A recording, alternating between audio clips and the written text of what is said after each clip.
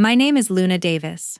I'm 33 years old, and I run a cybersecurity auditing firm that most people have never heard of, and that my own father spent 35 years believing didn't count as a real career. 200 people were watching when he stood up on a small stage in a hotel ballroom, tapped his champagne glass with a fork, and told the entire room exactly what he thought of me. My father worked at Halbrook Industrial for 35 years, climbed from the mailroom to regional operations director, and this retirement party was the one night he had been planning for as long as I could remember. Crystal chandeliers, a live band, a slideshow of his career projected on a screen the size of a garage door. I stood near the back of that ballroom in a navy dress I bought specifically because it was quiet and didn't draw attention, holding a glass of champagne I never touched, watching my father work the room like a man who finally had an audience worthy of him. He introduced everyone that night. He introduced his old boss from the Cincinnati office and called him the man who taught me everything I know about leadership. He introduced my brother Bradley, who managed a regional sales team for a mid-size logistics company, and called him the future of this family, a young man going places. He introduced my mother as the woman who held it all together, and the room clapped politely, the way rooms do. Then his eyes found me standing near the dessert table, and something in his face changed, that particular tightening around the mouth I had watched my whole life whenever he had to acknowledge I existed in front of people he wanted to impress. He raised his glass a little higher, smiled the smile he used for strangers, and said it loud enough for the microphone to catch every word. "And this is my daughter Luna. She does something with computers. We're still waiting to see what she's going to do with her life." The room laughed. Not everyone, but enough. A ripple of polite, awkward chuckling from people who had no idea what they were laughing at, but understood they were supposed to laugh because a father had just made a joke about his own child in front of 200 witnesses. My brother Bradley, 3 seats from the stage, laughed the loudest, the way he always laughed at anything that made me smaller and him taller by comparison. My mother pressed her napkin to her lips and said nothing, which was its own kind of answer, the answer she had given every single time my father decided the easiest way to build himself up was to stand on my shoulders and press down. I did not cry. I want you to understand that clearly, because I know how these stories usually go, and I know what you're expecting. I did not run to the bathroom. I did not set my glass down hard enough to make a scene. I stood very still near that dessert table in my quiet navy dress, and I let the words land exactly the way he intended them to land, and I felt something in my chest go cold and clear the way it does, right before you make a decision you've been circling for years without admitting it. Because here is what my father did not know, standing on that little stage under those chandeliers, glowing in the applause of 200 people who thought they were watching a proud man celebrate his family.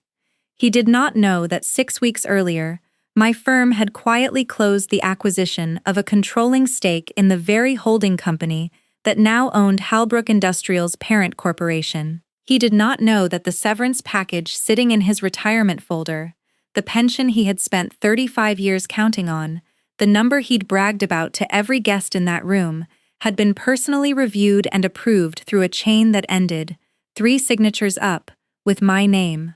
He did not know that his daughter, the one who does something with computers, the one they were still waiting to see what she'd do with her life, was sitting somewhere he could never have imagined placing me, not because I wanted power over him, but because I had spent 15 years building something so solid and so quiet that nobody in my family had bothered to look at it closely enough to understand what it actually was. I reached into my clutch and felt the folded piece of paper I had been carrying all night, the one I almost didn't bring, the one my business partner had told me I didn't need to prove anything to anyone.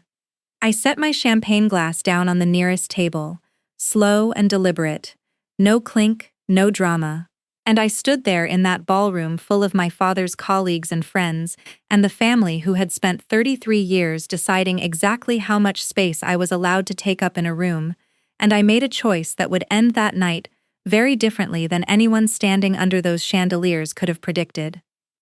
If you have ever been the one your family quietly decided not to invest in, the one whose achievements got a polite nod while someone else got the toast. I want you to stay with me for this one, because I think you're going to recognize a lot of what's coming.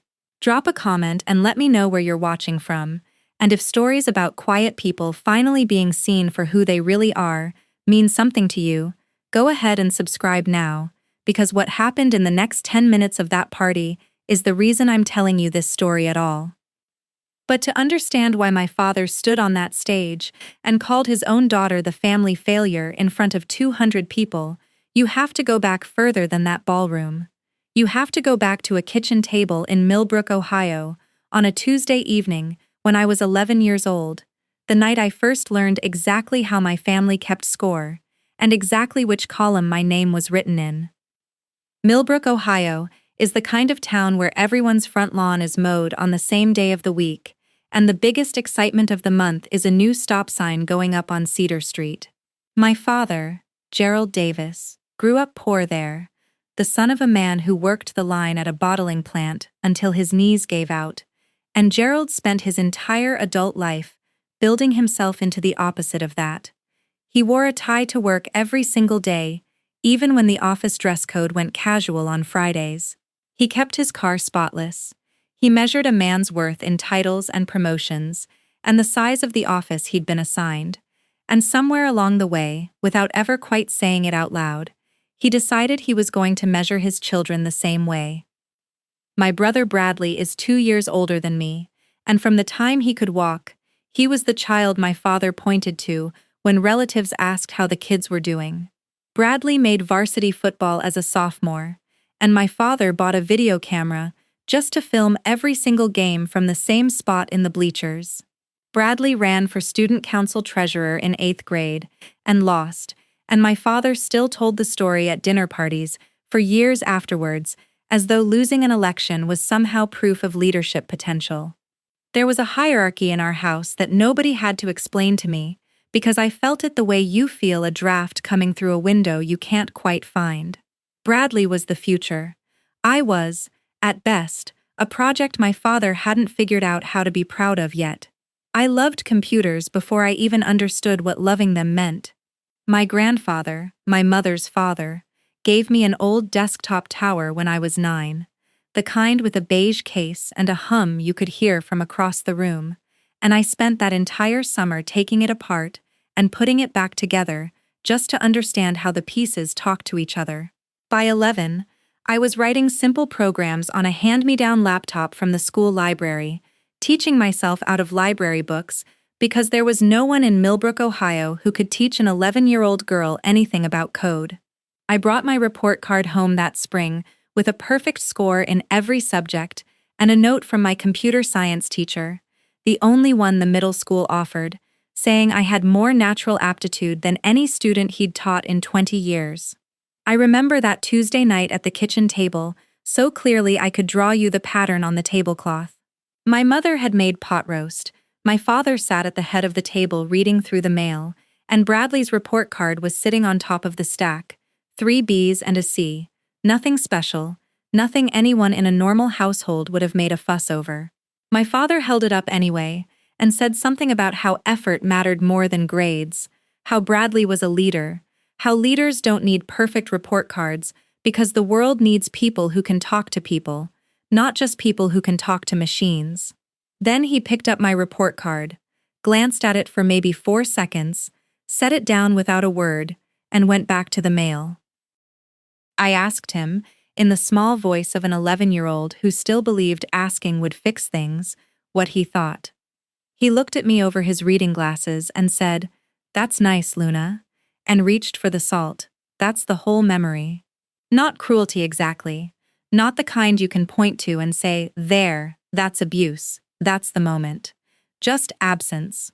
Just a father who had already decided which child was worth his attention and which one wasn't, and who never once seemed to notice that the decision was being made in front of the very child he was deciding about.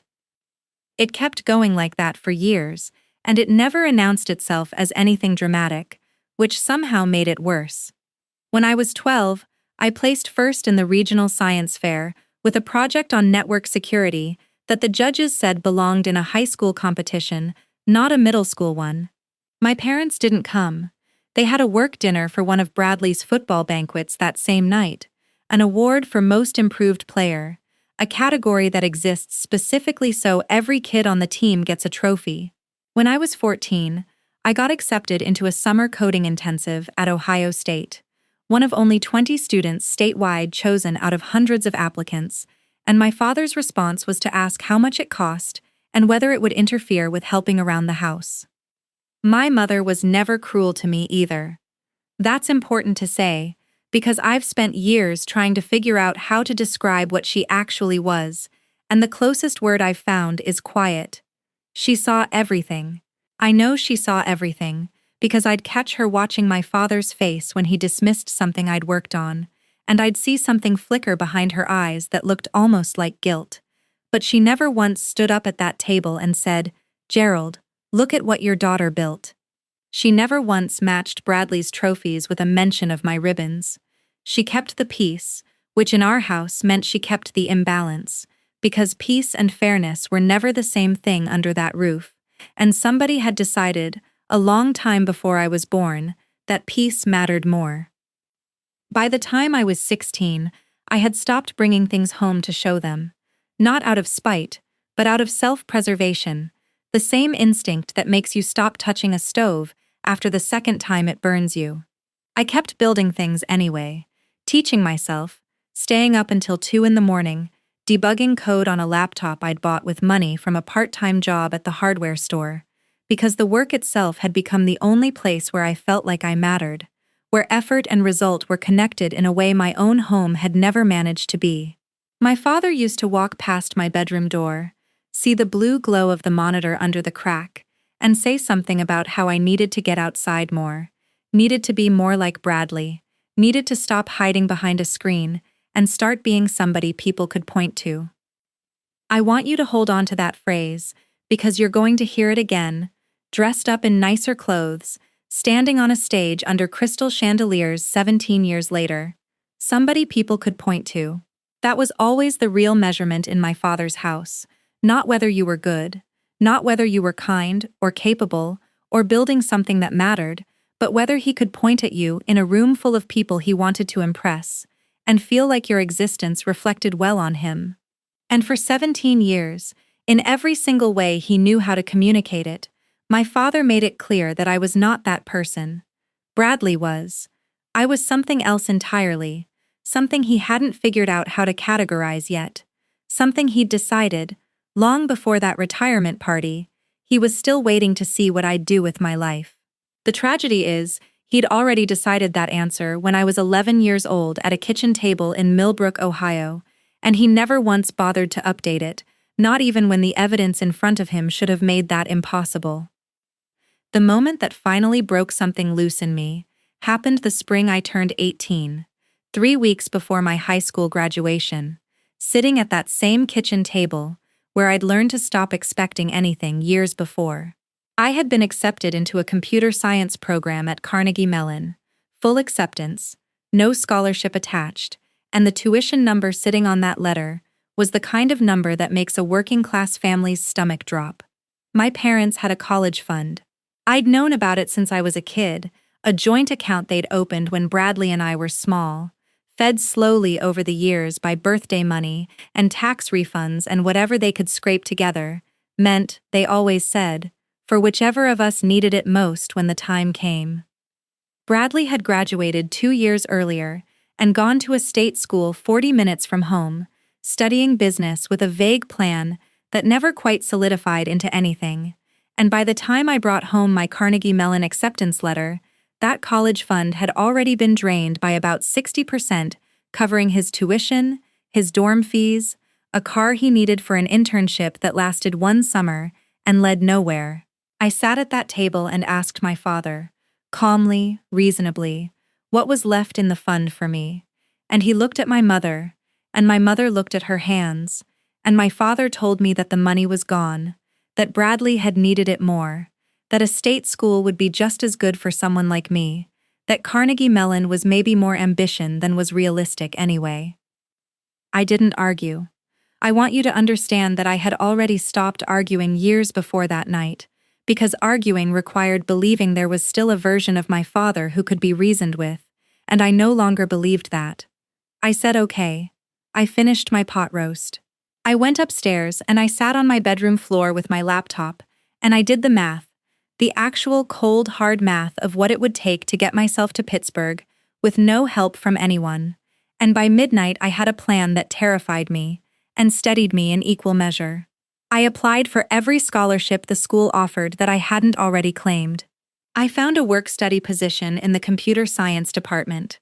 I took out student loans in my own name, the kind that would follow me for the next decade, and I told my parents none of it, because some part of me had already decided that whatever I built from that point forward was going to be mine, completely mine, untouched by anyone who had decided I wasn't worth investing in.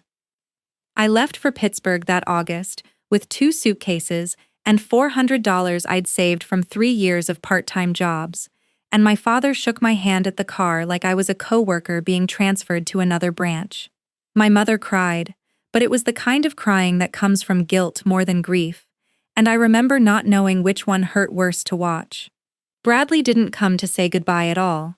He had a barbecue with friends that weekend and told my mother he'd catch me next time I was home, as if I were someone passing through, rather than his own sister leaving for a life she'd built entirely by herself. College was hard in a way that had nothing to do with the coursework.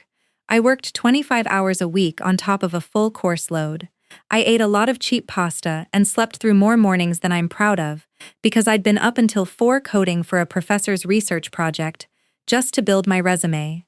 But something happened in that grinding, exhausting stretch of years that I hadn't expected, which is that I started to notice, for the first time in my life, that the people around me were impressed by what I could do. Professors pulled me aside after class to talk about graduate research. A visiting recruiter from a security firm in Austin offered me an internship interview off the strength of a single project I'd built in a systems class. Nobody in that world was waiting to see what I'd do with my life. They could already see it, plainly, in the work itself. I met Priya Nair in my junior year, in a cybersecurity elective neither of us needed, but both of us loved, and she became the first person outside my own head who understood exactly what I was building and why I was building it the way I was. Priya had grown up in a family that celebrated everything she did, loudly and often. And she used to look at me with this expression, somewhere between confusion and heartbreak, whenever I mentioned something about home, like she was trying to understand a language that didn't translate into anything she'd ever experienced. She's the one who told me, over cheap diner coffee at 2 a.m. during finals week, that someday I was going to build something so undeniable that nobody would ever be able to dismiss it again, and I remember laughing it off because it felt like the kind of thing a good friend says to make you feel better, not a prediction. We graduated a year apart, and I took the Austin job, moved into a shared apartment with 3 roommates I barely saw because I was always working, and spent 4 years learning the security auditing industry from the inside, absorbing everything, taking every hard assignment nobody else wanted, building a reputation as the person who could find the vulnerability everyone else had missed. I called home on holidays out of obligation more than desire, and the calls always went the same way. My father asking vague questions about my job that made it clear he still didn't understand what I actually did. My mother asking when I was going to come visit. Bradley never getting on the phone at all, unless he happened to be in the room. By the time I was 27, I had saved enough and learned enough to do the thing that had been quietly forming in the back of my mind since that night on my bedroom floor doing math by laptop light.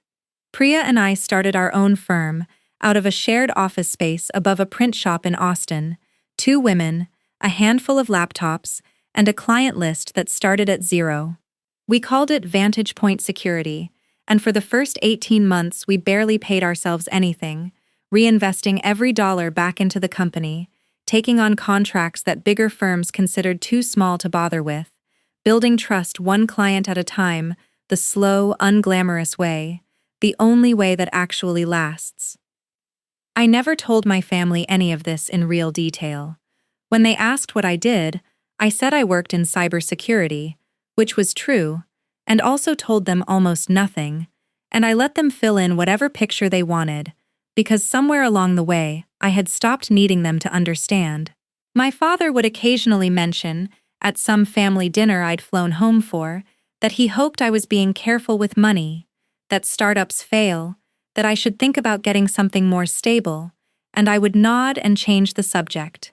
Because explaining the truth to a man who had already decided the answer felt like throwing water into a fire that had been burning steadily for 20 years.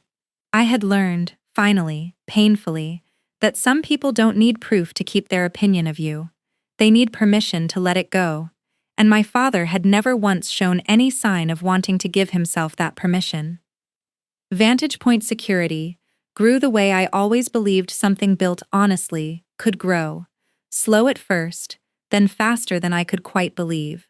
By the time I turned 30, we had 12 employees and a client roster that included 2 regional hospital networks and a mid-sized bank that had come to us after a competitor's breach made national news. By 32, Priya and I had built the kind of reputation in the industry where clients called us before they called anyone else, because we had a track record of finding the vulnerability nobody else found, the one sitting quietly in a supply chain or a vendor relationship that everyone else had overlooked. It was boring. It wasn't the flashy part of the system, because most people don't bother auditing the things that seem too unglamorous to matter. It was that exact instinct, the habit of looking at the boring, overlooked parts of a company that turned out to matter most, that led us into industrial holding companies, the kind of unglamorous parent corporations that own manufacturing divisions nobody thinks about until something goes wrong. We built a niche, auditing the security infrastructure of mid-size industrial groups, companies that made parts for other companies, companies whose names never showed up in headlines, but whose supply chains, if compromised, could shut down entire sectors overnight. It was steady, serious, high-value work, and it put us in rooms with private equity groups and holding company boards that most people my age never got near. 18 months before that retirement party, a private equity firm out of Chicago approached Vantage Point about more than an audit. They wanted a strategic partner, someone who understood both the security architecture and the operational risk of an aging industrial holding company they were considering acquiring, a company with solid revenue but outdated systems, and a workforce nearing retirement age across several key divisions. Priya and I spent 4 months doing the kind of due diligence work that makes your eyes hurt, poring over org charts and pension liabilities and supply agreements at 2 in the morning, and somewhere in the middle of that process, without ever setting out to do it, I read the name Halbrook Industrial in a stack of subsidiary documents and had to set the folder down and sit very still for a full minute.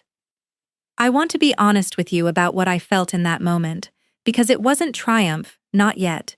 It was something closer to disbelief, the strange vertigo of watching 2 completely separate parts of your life collide in a spreadsheet you weren't expecting to find them in.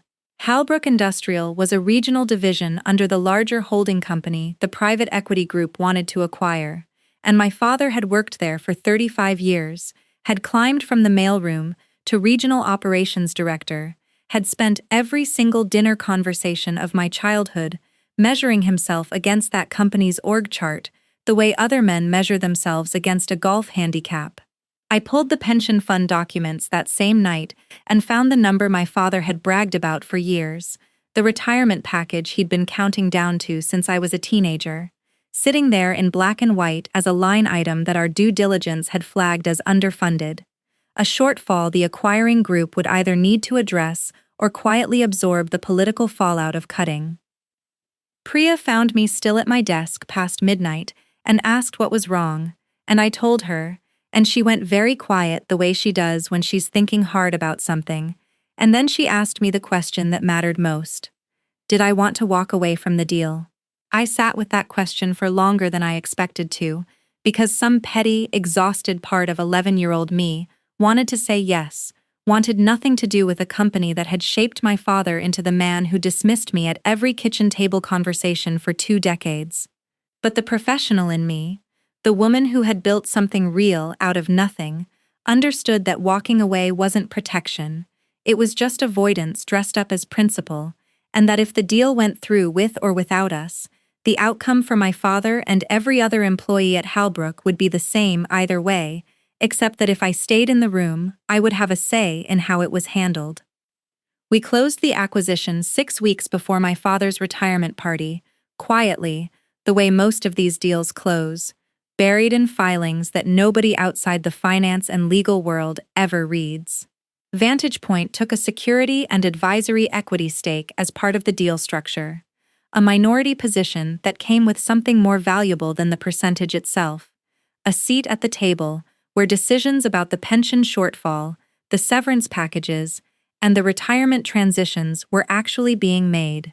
I sat in a conference room in Chicago, 3 weeks after the deal closed, reviewing the retirement package specifics for the employees rolling off in this first wave, and I found my father's name on a list.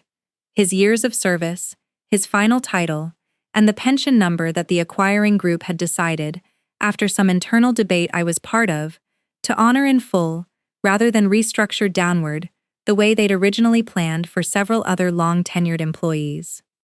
I want to be clear about something, because it matters for everything that comes after. I did not manipulate that outcome to help my father specifically. I advocated in that room for honoring long-tenured employee pensions in full across the board, for every single person nearing retirement in that acquisition, because it was the right thing to argue for, and because Vantage Point's reputation depended on being the firm that did right by the people affected by these deals, not just the shareholders. My father benefited from a principle I fought for, not from a favor I called in, and there is a difference that matters enormously to me, even if he would never have understood it or believed it if I'd tried to explain it to him. But here is the part that sat heavy in my chest for weeks after that conference room meeting, the part I couldn't quite shake loose. My father was about to stand up at a retirement party, in front of 200 people, and take a bow for 35 years of loyalty to a company whose survival, whose ability to honor his pension in full, whose entire path forward under new ownership had been shaped in part by a boardroom decision his daughter had a hand in making.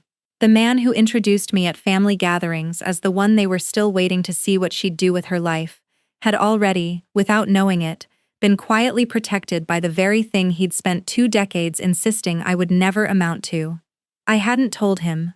I hadn't told my mother, or Bradley, or anyone in my family, because some part of me still believed, foolishly, that when the retirement invitation arrived in my inbox a week later, this might finally be the night things were different, the night my father looked at his own daughter and saw something worth being proud of without needing a spreadsheet to prove it to him first.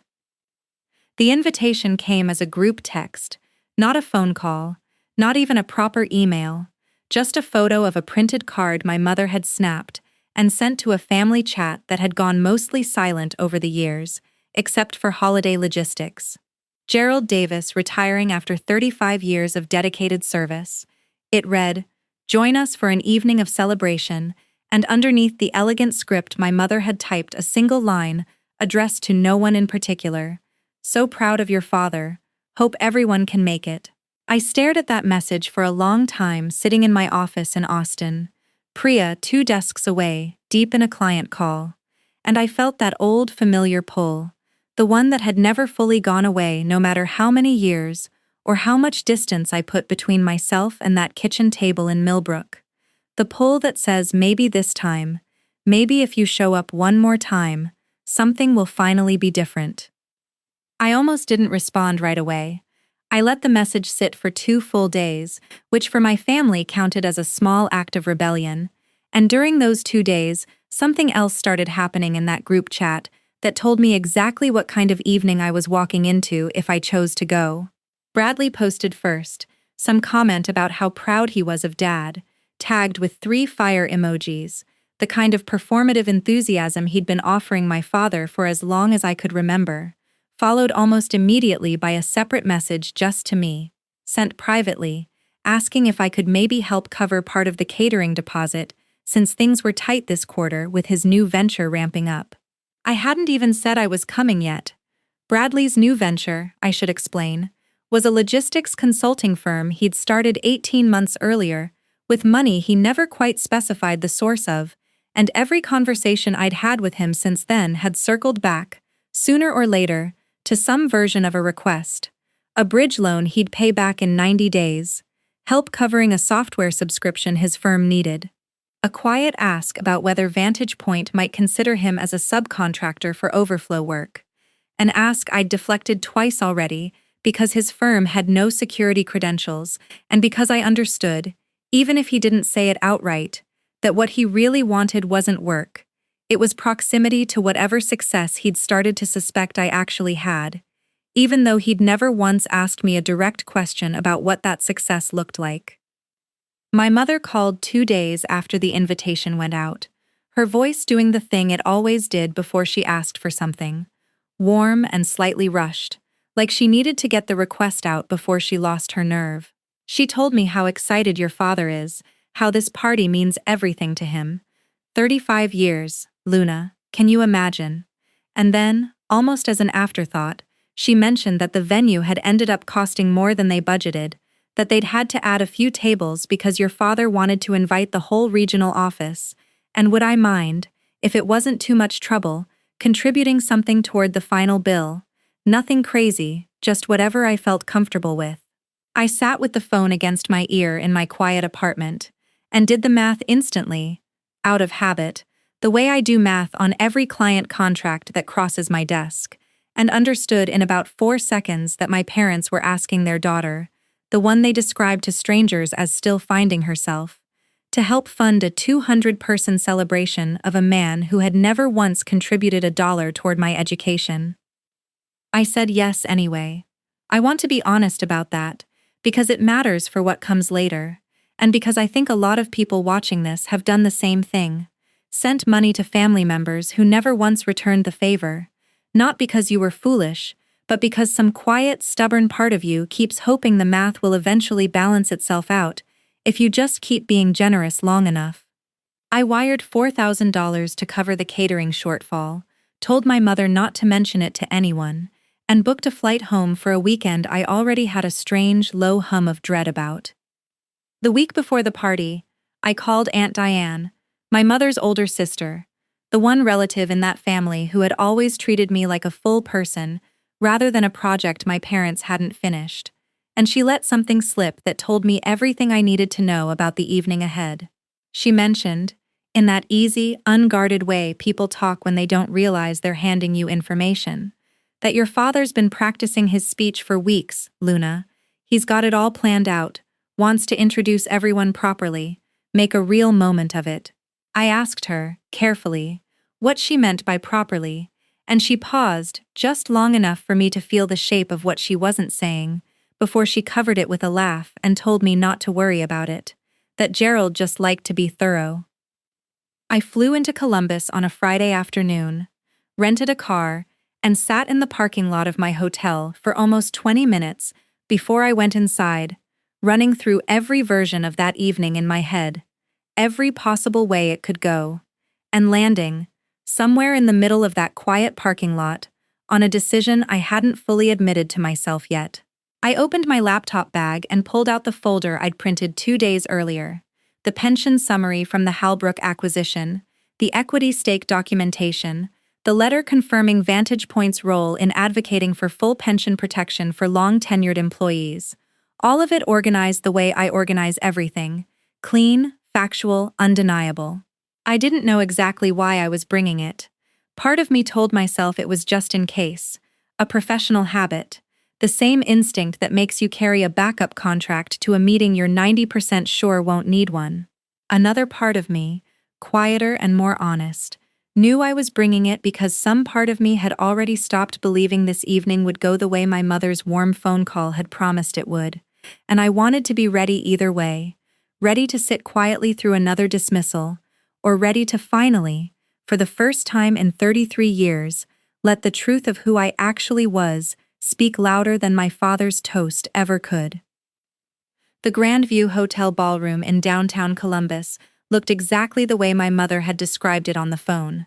Chandeliers dripping crystal light across 200 round tables draped in white linen, a live band setting up in the corner, a photo montage already looping on a screen behind the stage, my father's face in a dozen different decades cycling past in soft focus. I arrived early, before most of the guests, and found my mother in the lobby fussing over a seating chart, and she hugged me quickly, told me I looked thin, told me your father's going to be so happy you made it, and then got pulled away by a caterer before I could say much of anything back. That was the first sign of the evening, small and easy to dismiss on its own, the fact that in a room she had spent weeks planning, there was no seat reserved for me at the family table, and I ended up placed at a table near the back with two of my father's coworkers I'd never met, and their spouses. Bradley found me at the bar before dinner started, already 2 drinks in, loud in the way he gets when he wants an audience, and he clapped me on the shoulder and said, "Look who decided to show up," then immediately pivoted into a story for the small crowd around us about his logistics firm landing a huge new client, gesturing with his glass, using words like disruptive and scalable that I recognized as borrowed from podcasts rather than experience. Someone asked me what I did for work, and before I could answer, Bradley cut in and said, "Oh, Luna does something with computers, security stuff, real behind-the-scenes kind of thing," and laughed a little, and I watched 3 strangers nod politely and turn their attention back to him, because he had already framed my entire career as background noise before I'd said a single word about it myself. Dinner passed the way these things do, small talk with strangers, my father moving from table to table across the room, laughing loudly with old colleagues, accepting handshakes and pats on the back, glowing under an attention he had clearly been anticipating for months. I watched him from across that ballroom and felt something complicated settle in my chest. Not quite anger yet, something closer to a held breath, the specific tension of watching someone you love perform a version of happiness that has never once made room for you inside it. The lights dimmed slightly around 8:30, and the band eased into something soft as my father made his way up to the small stage at the front of the room, microphone already clipped to his lapel, a folded index card in his hand that he didn't actually need because I could tell from the ease of his opening lines that he had rehearsed this speech until it lived in his body. He thanked Halbrook Industrial, thanked his old boss from Cincinnati sitting at the front table, thanked the regional team for 35 incredible years, and the room applauded warmly, genuinely, because to every single person in that ballroom, my father really was exactly what he presented himself as, a dedicated, hard-working man who had earned every ounce of this celebration. Then he started introducing his family, and I felt my whole body go very still. He introduced my mother first, called her the woman who held it all together, and the room clapped, and someone at a nearby table said something sweet about how lucky he was. He introduced Bradley next, put a real warmth into his voice that I recognized instantly because I had spent 33 years listening for exactly that warmth and never once receiving it myself. Called him the future of this family, a young man going places, said he couldn't be prouder of the business Bradley was building, and Bradley stood up briefly to a round of applause, soaking it in, raising his glass toward the stage. And then my father's eyes found me at that back table, near the coworkers I didn't know, and I watched the same tightening happen around his mouth that I had been watching my entire life, the tightening that meant he had to say something about me and hadn't quite decided how to make it sound generous.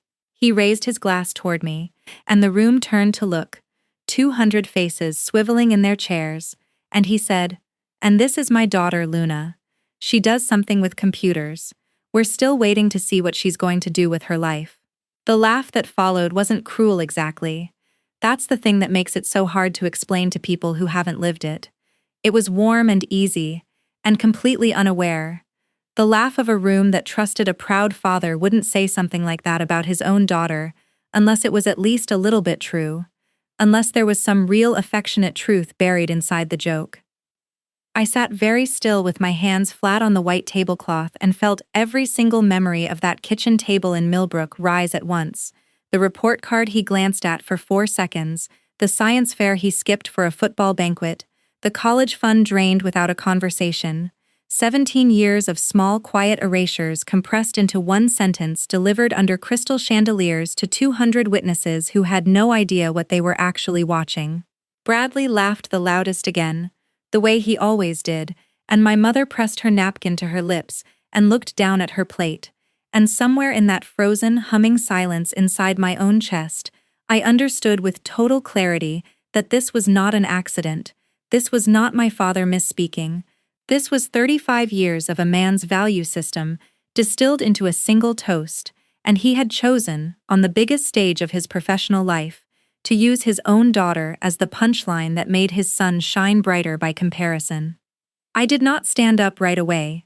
I let the moment breathe, let the polite laughter die down naturally, let my father move on to thank the caterers as though nothing significant had just happened, because some part of me needed those extra seconds to make a decision I had actually been circling for years without admitting it to myself. The decision about whether I was finally, after 33 years, going to let this family keep writing my story for me, or whether I was going to reach into my clutch, pull out that folder I had almost left in the hotel room, and tell 200 strangers exactly what I had actually done with my life. I stood up slowly, the way I've learned to stand up in every important meeting of my professional life. No rush, no visible tremor, because the moment you let a room see your hands shake, you've already lost whatever ground you're trying to hold. My chair scraped softly against the ballroom floor, and a few heads near my table turned, curious, and I picked up the folder from my clutch and walked toward the small stage where my father was still holding the microphone. Mid-sentence about the caterers, and something in the way I moved must have registered as unusual, because the room's noise level dropped by degrees as I crossed it, conversation dying out table by table the way a wave loses momentum reaching shore. My father saw me coming, and his expression shifted through about 3 versions of confusion before settling into a strained smile, the one he used when he wasn't sure whether to be embarrassed or annoyed. "Luna," he said into the microphone, half laughing, "you want to say a few words about your old man," and a small ripple of encouraging applause started, before I'd even reached the steps, because the room still believed, right up until the last second, that this was going to be a sweet moment, a daughter surprising her father with a toast. I took the microphone from his hand, gently, and I felt him hesitate before letting go, some instinct in him already sensing this wasn't going where he expected. "I want to thank you all for being here tonight, to celebrate my father," I said, and my voice came out steadier than I expected, carrying clean through the room's sound system. 35 years is a remarkable career, and everything you've heard about his dedication is true. I paused there and let that land, let the room settle back into comfort for just a moment, because I needed them listening closely for what came next, not braced for a fight. Then I said, "I also want to correct something," gently, because I think my father misspoke a minute ago, and I don't think he'd want 200 people leaving tonight with the wrong impression of what his daughter has actually built. I opened the folder. I held up the first page, angled slightly toward the room even though nobody could read it from that distance. More symbol than substance, but symbols matter in moments like this. 6 weeks ago, my firm, Vantage Point Security, completed the acquisition advisory work on the holding company that now owns Halbrook Industrial, I said, and I watched confusion ripple across the room, watched my father's old boss from Cincinnati sit up straighter at his front table. As part of that work, I personally advocated in the boardroom for full pension protection for every long-tenured employee affected by the transition, including every single person in this division nearing retirement this year. I turned the page toward my father specifically now, close enough that he could actually read the line I'd highlighted in yellow, his name, his years of service, the pension figure that had been on the table for restructuring before that meeting, and the final number that had been protected instead. I watched him read it. I watched the exact moment it landed, his face going through something I had genuinely never seen on him before, not confusion, not annoyance, something closer to the ground shifting under a man who has spent his whole life certain about where he was standing. I've spent 33 years listening to this family describe me as something they were still waiting to see what I'd do, I said, and my voice didn't shake, though something in my chest had gone very tight and very warm at the same time.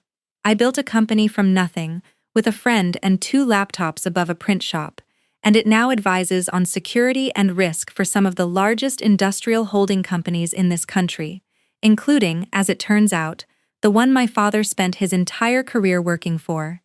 I didn't come here tonight to prove that. I came here because my father invited me to his retirement party, and I wanted to be here for him. I looked at him directly then. Not at the room, just at him, standing there under the chandelier light in his good suit with the microphone he'd handed me still warm from his grip. "I'm not the family failure, Dad," I said, quietly enough that the microphone barely caught it, and loud enough that everyone heard it anyway. "I'm the reason your pension is still fully funded, and I think it's time you figured out what you're going to do with that." The silence that followed lasted maybe 4 full seconds, an eternity in a room that size, and then his old boss from Cincinnati stood up at the front table, slowly, and started clapping, and I watched the applause spread through the room the way the earlier silence had, table by table, uncertain at first and then genuine, people turning to look at my father with an expression I recognized instantly, because I had spent my whole life wanting it aimed at me instead of at him. A kind of stunned, recalculating respect. Bradley sat frozen at his table, his drink halfway to his mouth, and my mother had both hands pressed over her lips now, and I couldn't tell if the shine in her eyes was pride or grief or some tangled version of both. I set the folder down on the podium next to the microphone stand, not for effect, just because my hands finally needed to be empty, and I looked at my father one more time, and I said the only thing left to say, the thing I had been carrying inside me since I was 11 years old at a kitchen table in Millbrook, Ohio, watching him glance at my report card for 4 seconds before reaching for the salt. "I hope this is the last time anyone in this family has to wait to find out what I'm capable of." Then I stepped down off that small stage, walked back through a room of 200 people who were looking at me now, the way I had spent my entire childhood wishing my own father would, and I did not look back to see his face, because for the first time in 33 years, I didn't need his expression to tell me what I was worth. I left the party 20 minutes later without saying goodbye to anyone, drove back to my hotel with the windows down even though it was cold, and sat in the parking lot for a long time before I went inside. Not crying, just breathing, letting my whole body catch up with what my mind had already decided to do on that stage. My phone started buzzing before I'd even made it to my room.